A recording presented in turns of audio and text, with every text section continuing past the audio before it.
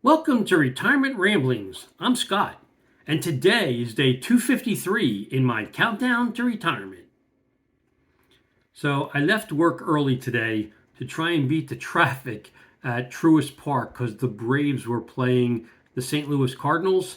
And normally, when I have to deal with the Braves game in the late afternoon, it adds significant time to my commute, and it generally takes like 2 hours to get home.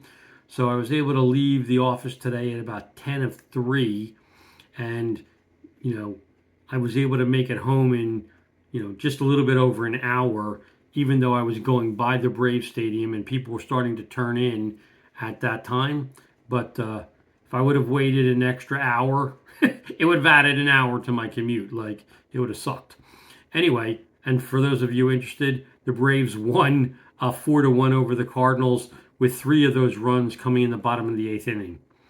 And then, as I indicated on yesterday's update, my sister-in-law had dropped off a camera, one of those little cube cameras, that she wanted me to program for her, kind of make it plug and play. So she's out of town for the moment. When she comes home, she wants to be able to hook it up. Well, I started to do that today, and part of the installation process is you have to download an app to your phone, either for an Apple device or an Android device, and then you have to create an account.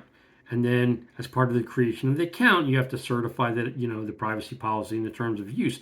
Well, I opened them up, and come to find out, she bought a camera that was made in China, and that all the video that the camera takes is stored in China. So you're granting rights to have the data leave the country, and whatever happens to it happens to it. Well, I'm not okay with that. I don't put TikTok or any other kind of Chinese apps on my phone that could access my personal data. So anyway, I removed the app from my phone once I read the terms, and I'll be letting my sister-in-law know I'm happy to configure the device if she wants, but she's going to have to give me her iPhone. We'll install the app on her iPhone. I'll configure it as long as she's okay certifying that it's okay to have her videos go to China for storage. Fine by me if that's what she wants to do. Otherwise, she needs to return the device and buy a different camera that doesn't have similar requirements. So anyway, that's that. And then yesterday, we had our quarterly pest control service. And I don't know the name of the company currently. When we originally signed up with them, they were called Pest Band. It's Peachtree Pest Service, I believe is what it's called now. Anyway, we signed up with them in 2019 when we first got the house, and it was $90. Yeah, $90 a quarter to do it. And at that point, I was like, yeah, it's cost effective for me. And the main reason, though, that I selected them was the particular builder of our home during the construction phase had this company install these injection tubes in all the walls in the home. So there's a port on the outside of the home where they can basically open the area up. It's got around 8 or 10 different tubes inside that go to different sections of the house. They hook up an injection unit, and then they can spray through these tubes, and it goes into the walls inside the house, so that you never have any kind of liquid or whatever that's going inside your house. But it basically puts a barrier in the walls, and then they service the outside of the home with liquid spray around the foundation or some kind of granules, depending on what part of your home there is. Anyway, since we've been using the service, I think only on one occasion, and I forget which year it was when we had super dry conditions, did we see any pest whatsoever inside the house, and that was some silverfish that we got rid of pretty easily. But outside of that, we haven't had any pests inside the house. Now, outside, I still see, spiders and beetles and things like that, but, the population of those stays nominal. Anyway, for the first like 3 or 4 years, the price stayed consistent. And then I believe it was in 2022, they increased the price to $108 a quarter. And I was still okay with that. But then the company got sold to this new company, a bigger company. And now every single year on our anniversary date, they increase the cost by like 8% or more. So now the last time they increased it in 2023, it was 128 bucks a quarter. And I told them at that time, they increase it one more time and I'm going. Like, to me, that was crossing a threshold that it's just not cost effective anymore for them to do it. Well, that day came today.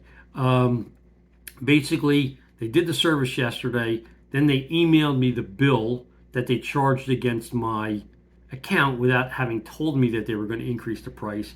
And they increased the price by another 8% to $138.24. So I picked up the phone, called them, canceled the service because I can use a custom offering like, I don't know, Pesty or something, get custom blended stuff for my area with the pests that are generally here at different times of the year, get 4 treatments for the house, and it will cost me the cost of one quarterly treatment through the pest service. So there's no way I'm going to pay basically 4x the cost for the service.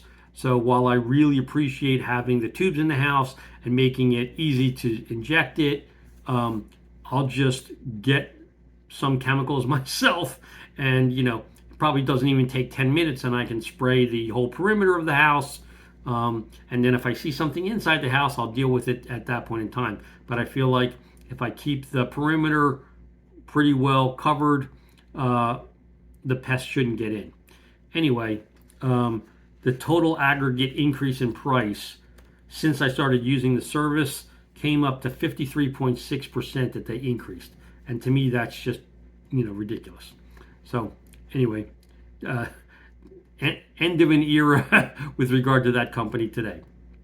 Then at the end of the day, I checked the markets, and they were up across the board with NASDAQ popping 2.5% and the S&P jumping 1.67%, and both gold and crude were down.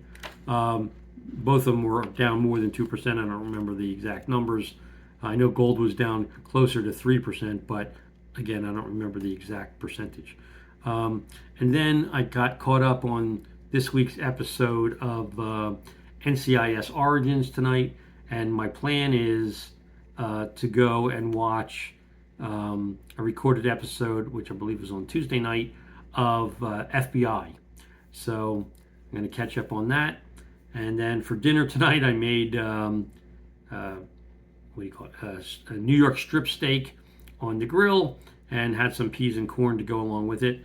But pretty much that's my update for today. If you have any questions, any comments, please leave them in the comment section down below, or drop me an email at myretirementramblings@gmail.com. Otherwise, I hope you have a great evening, and until tomorrow, take care.